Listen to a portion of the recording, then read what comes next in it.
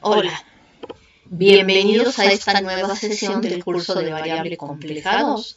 En esta ocasión pues vamos a dar una introducción al estudio de las aplicaciones o transformaciones conformes. Vamos a decir qué es una transformación o aplicación conforme.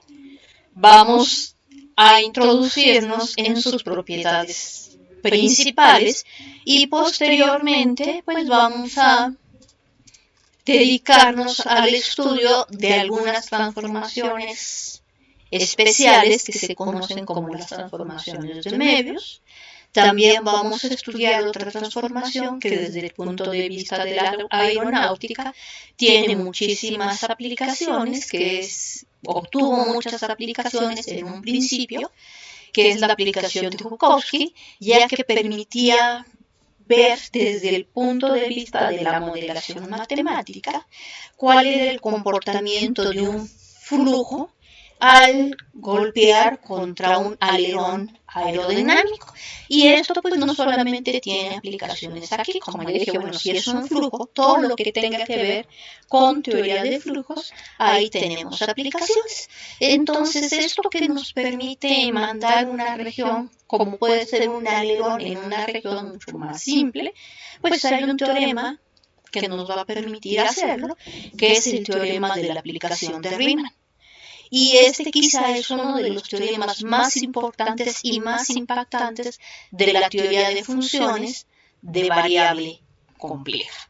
Muy bien. Entonces, empezamos. Consideremos una curva suave definida en un conjunto abierto y en este abierto tomemos un punto donde no se anula su derivada. Entonces la línea recta que pasa por el punto gamma de T0 con vector de dirección gamma prima de T0 es lo que llamamos la recta tangente y su pendiente es la tangente del argumento de la derivada. Así pues, si tenemos dos curvas y queremos medir cuál es el ángulo que forma gamma 1 y gamma 2 en el punto Z0, pues este lo vamos a medir como el argumento de la derivada gamma 2 en el punto T2 menos el argumento de la derivada de gamma 1 en el punto T1, donde gamma 1 en T1 es el punto Z0 y gamma 2 en T2 también es el punto Z0.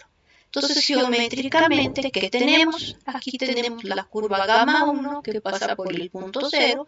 Nos fijamos en el vector de dirección de su recta tangente dado por la derivada en el punto T1, que es tal que gamma 1 en T1 es Z0. Y nos fijamos en la recta tangente a la curva gamma 2 y la derivada que toma en el punto T2. Ya recordamos que gamma 2 en T2 es el punto Z0. Entonces, para medir el ángulo que hay de gamma 1 a gamma 2, pues simplemente tomamos la diferencia del argumento del vector de dirección de la derivada de gamma 2 en T2 con el argumento del vector tangente a gamma 1 en T1. Entonces tomamos los vectores tangentes y medimos su ángulo, y eso por definición es el ángulo que hay entre gamma 1 y gamma 2 en este sentido. Si lo quiero entre gamma 2 y gamma 1, pues aquí invertimos el sentido de estos dos. Entonces ya dijimos lo que es el ángulo entre dos curvas. El ángulo entre dos curvas es simplemente el ángulo que hay entre sus vectores tangentes. Muy bien. Ahora, consideremos, por ejemplo, la función f de z igual a z cuadrada. Y queremos ver si tenemos dos curvas arbitrarias en el plano complejo que se corten en un punto, ¿qué le hace la función z cuadrada a sus imágenes? Bueno, concretamente, pues vamos a tomar un retículo, el retículo canónico, por decirlo así, del plano real, que identificamos con los números complejos, vía cada x más y va al par ordenado x, y recíprocamente, y pues vamos a ver a dónde van las líneas verticales y las líneas horizontales bajo z cuadrada. Y vamos a utilizar o recordar lo que hace la transformación de Möbius, luego lo que hace la transformación z cuadrada con la fórmula de De Moivre en el origen. Bueno, entonces al identificar los números complejos con el plano real, pues podemos ver a f de x más y como una función f de xy que manda cada par ordenado x, y en un par ordenado de funciones R2 evaluadas de R evaluadas de variable en R2, que son u y b. Entonces esta función u en el par ordenado xy es x cuadrada menos y cuadrada, y la función b en xy está dada por 2xy, y eso pues es simplemente a x más y lo elevamos al cuadrado, aplicamos el teorema del binomio, consideramos la función parte real de f de z y la función parte imaginaria de f de z. Entonces, ¿qué le hace esto a las rectas verticales? Entonces recuerden que una recta vertical es x igual a la constante. Entonces, a las rectas verticales nos los está mandando en parábolas horizontales con vértice en c cuadrada, 0, que abren hacia la izquierda. ¿Ok? Mientras que a las rectas horizontales los va a mandar también a parábolas horizontales que abren hacia la derecha. Entonces, ¿qué quiero decir con esto? Es decir, tenemos el siguiente rectángulo, entonces tenemos las rectas x igual a la constante, tenemos las rectas y igual a la constante, y queremos saber a dónde van a dar estas líneas rectas. Entonces lo que dijimos hace un momento, estas rectas x igual a la constante van a dar a parábolas que abren hacia la izquierda, siempre y cuando la constante sea diferente de 0, mientras que las rectas y igual a la constante van a dar a parábolas que abren hacia la derecha, siempre y cuando la constante sea distinta de 0.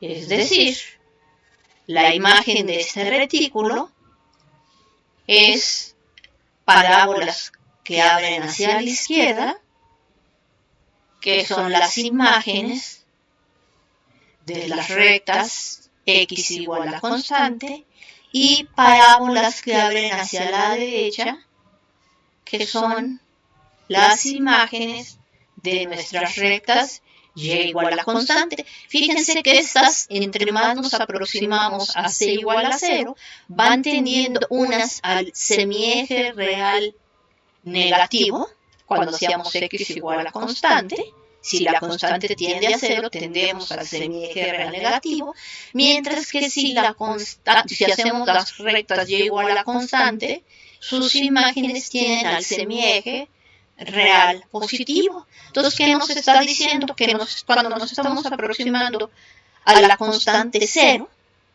nuestra transformación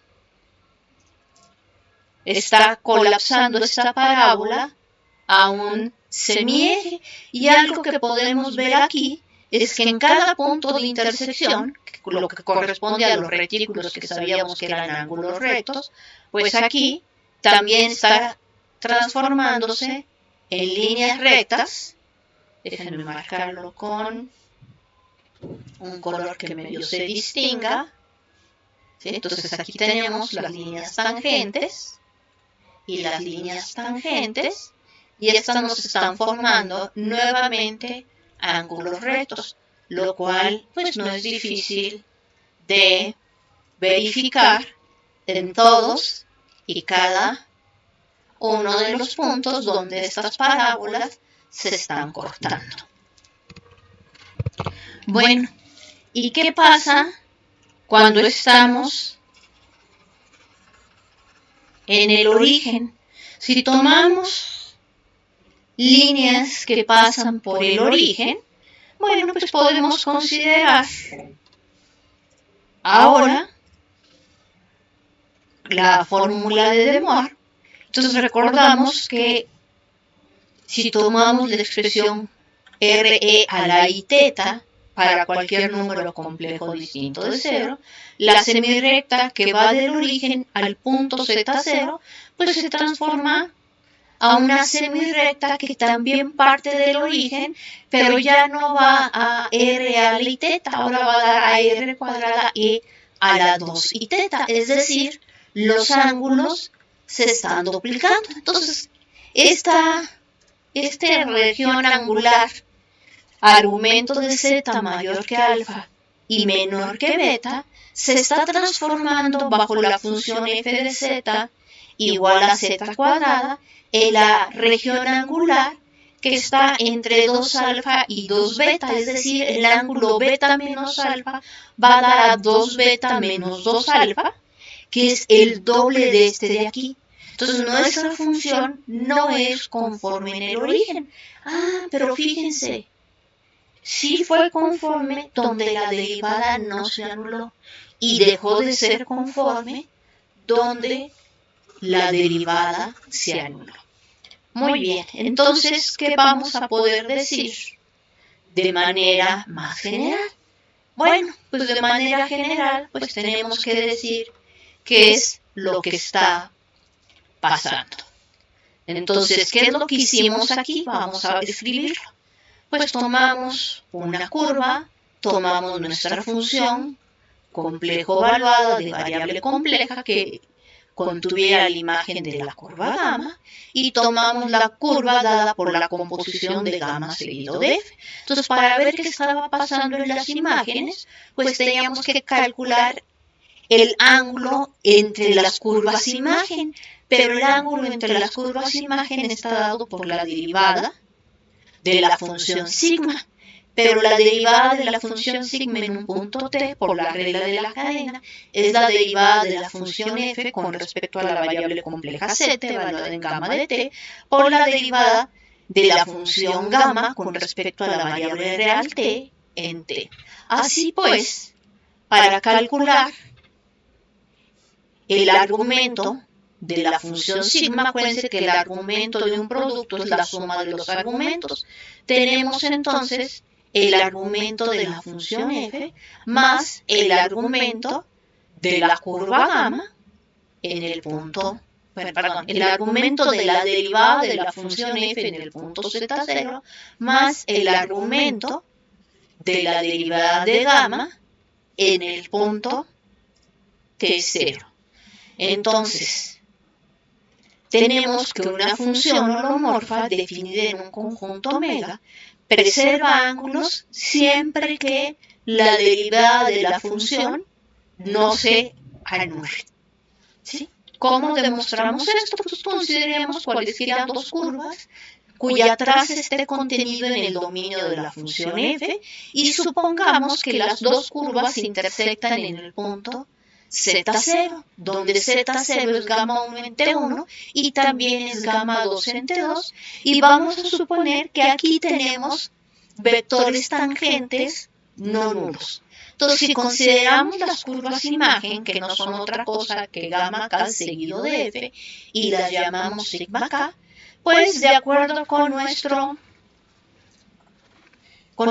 definición, pues si derivamos esta composición, acuérdense que el argumento de sigma k, con lo que acabamos de ver, entonces el argumento de la derivada de sigma k en el punto tk, pues por la regla de la cadena es el argumento de la derivada de f en el punto z0 más el argumento de la función gamma k en el punto tk. Y entonces, si yo de aquí despejo en ambas ocasiones para k igual a 1 y k igual a 2, ¿quién es el argumento de la derivada de f en z0? Pues tenemos que el argumento de la derivada de f en z0 es el argumento de la derivada de sigma 1 en t1 menos el argumento de gamma 1 en t1, pero también para k igual a 2 nos estaría dando el argumento de la derivada de sigma 2 en t2 menos el argumento de gamma 2, de la derivada de gamma 2 en t2. Es decir, la diferencia entre los argumentos de la derivada de las curvas sigmas coincide con la diferencia de los argumentos de las derivadas de las curvas gamas en los puntos θ correspondientes. Entonces nos importa cualesquiera dos curvas que estén pasando por z0 con derivada distinta de 0 van a estar preservándose los ángulos, es decir, los ángulos se preservan en magnitud y sentido. Por lo tanto, nuestra transformación es conforme en el punto z0 cuando la derivada de f en z0 es distinta de 0. Bueno, ¿eso qué nos está diciendo? Pues en particular, como ejemplo, tenemos que f de z igual a z cuadrada preserva ángulos y magnitudes y sentido si z0 es distinto de 0. Si consideramos ahora el ejemplo f de z como z más 1 entre z, esta va a preservar ángulos en magnitud y sentido siempre y cuando su derivada con respecto a z sea distinto de 0. Es decir, lo va a hacer fuera de los puntos más y menos 1. Fuera de esos dos puntos, nuestra transformación es conforme y podemos dar mucha información acerca de la geometría de la función. Entonces recuerdo que cuando la derivada de una función se anula en un punto, pues decimos que ese punto es singular. Entonces, cuando tenemos un subconjunto abierto del plano complejo, un punto en este conjunto y una función complejo evaluada definida en omega, vamos a decir que una función complejo evaluada de variable compleja es conforme en un punto de su dominio si tiene la propiedad de preservar ángulos en magnitud y sentido en el punto z0 y además existe el límite cuando z tiende a z0 del módulo de f de z menos f de z0 sobre el módulo de z menos z0. Fíjense que esto es prácticamente el módulo de la derivada, es un poquito más fuerte que pedir eso. Entonces, esta es la condición que indica que nuestra transformación es conforme. Y vamos a decir que f es conforme en un conjunto abierto omega si es conforme en cada uno de los puntos de omega. Perfecto. Como consecuencia de este teorema que acabamos de demostrar, tenemos que si una función es holomorfa en un conjunto omega y su derivada es distinto de 0 en algún subconjunto de omega, pues la función va a ser conforme siempre que los puntos de este abiertos tengan derivada no nula. Bueno, pues en particular sabemos que la función exponencial es nunca nula y la derivada de la función exponencial es ella misma. ¿Qué significa esto? Pues que la función exponencial es conforme en todo el plano complejo. Y entonces si quiero ver cuál es el efecto del retículo canónico dado por las líneas verticales y horizontales bajo la función exponencial, bueno, si hacemos x igual a fijo, igual a una constante fija, y dejamos variar y, pues tendríamos la exponencial de a más y, pero la exponencial de una suma es el producto de las exponenciales y nos da la exponencial de a por la exponencial de y.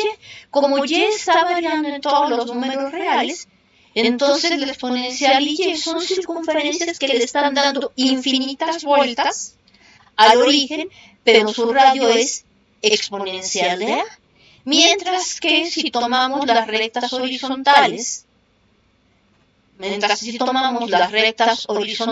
x igual a y b, para un número real fijo, pues las imágenes de estas son las semirrectas que parten del origen con pendiente b. ¿Sí? Entonces el ángulo que están formando es B. Aquí está el argumento, es el ángulo que están formando y los radios siempre son positivos. Entonces podemos ver el efecto de esto como sigue.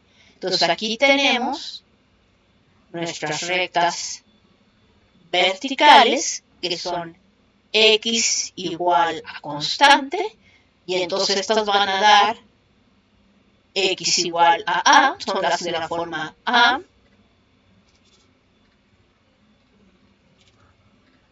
más y, estas van a dar a exponencial de a por exponencial de y.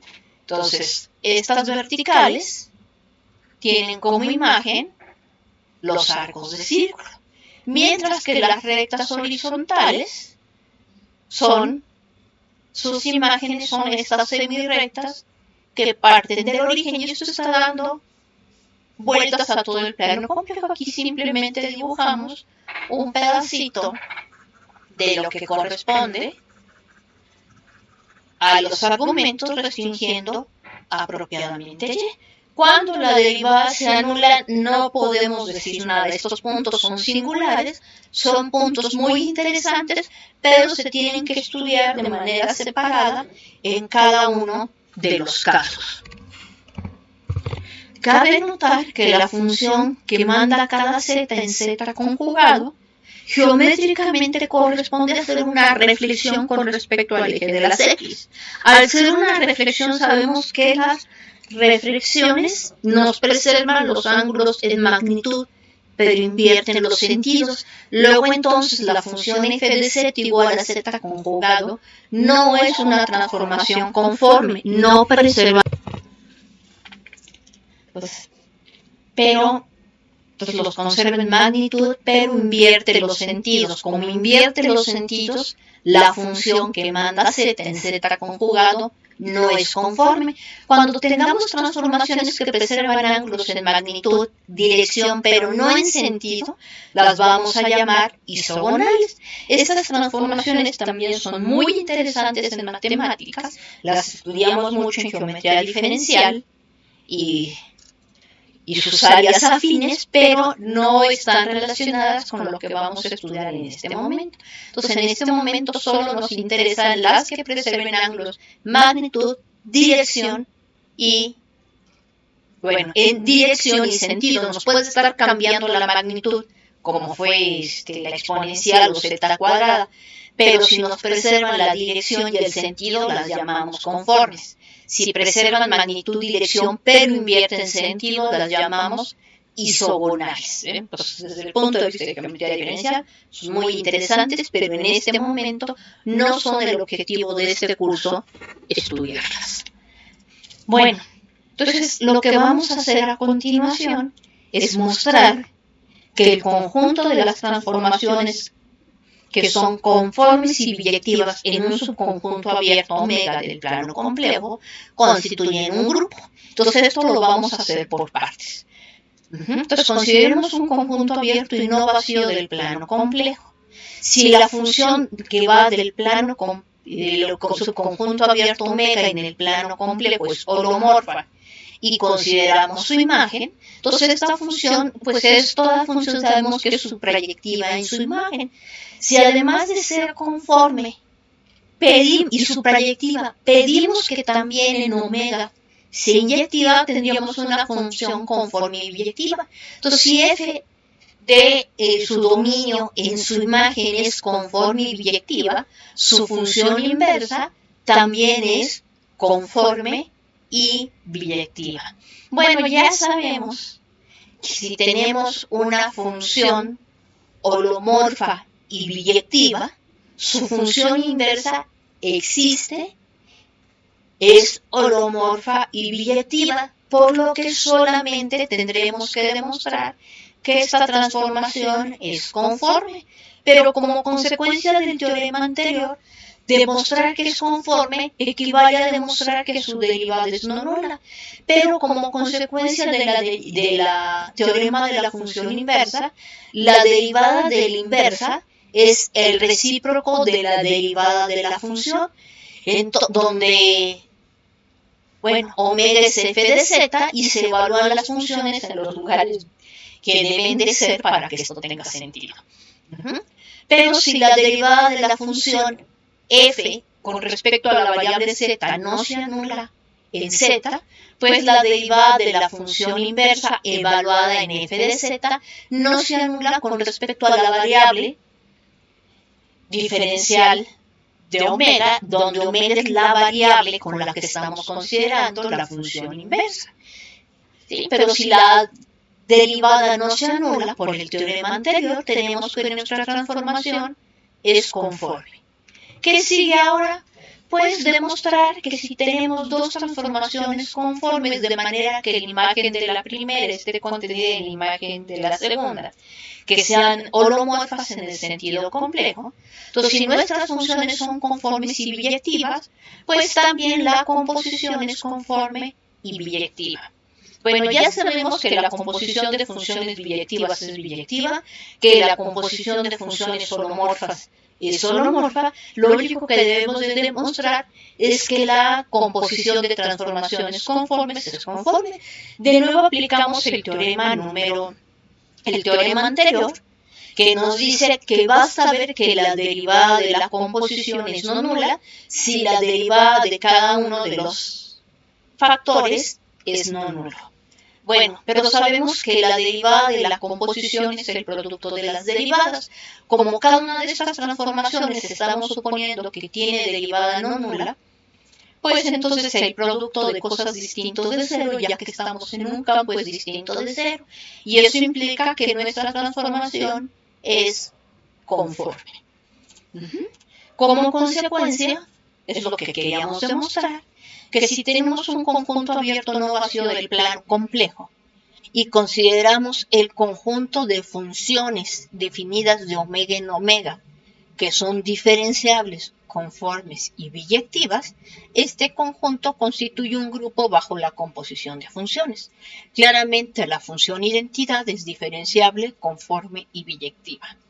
Sabemos que composición de transformaciones conformes y biyectivas es conforme y biyectiva, y la inversa de una transformación conforme y biyectiva es conforme y biyectiva. Así esto constituye un subgrupo del grupo de las transformaciones que son holomorfas y biyectivas. Por lo tanto, este es un grupo, ¿sí? Todo subgrupo es en sí mismo un grupo con la operación que estamos tomando en este caso, que es la composición de funciones. Bueno, entonces, esta definición la vamos a dar en este momento y posteriormente, ya que hayamos estudiado las transformaciones de Möbius y la de Joukowski, vamos a regresar a ella. ¿Sí? Entonces vamos a decir que dos conjuntos abiertos conexos del plano complejo son conformemente equivalentes si podemos encontrar una transformación conforme y biyectiva de uno en el otro.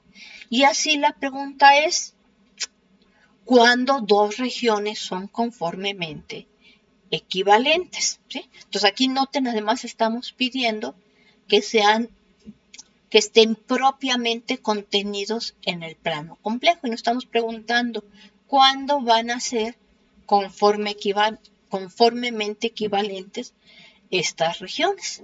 Bueno, el teorema de la aplicación abierta de Riemann nos dice que si este conjunto es abierto y simplemente conexo, y eso significa que toda curva cerrada puede ser deformada a un punto, entonces cualquier región es conformemente equivalente al disco unitario con centro en el origen.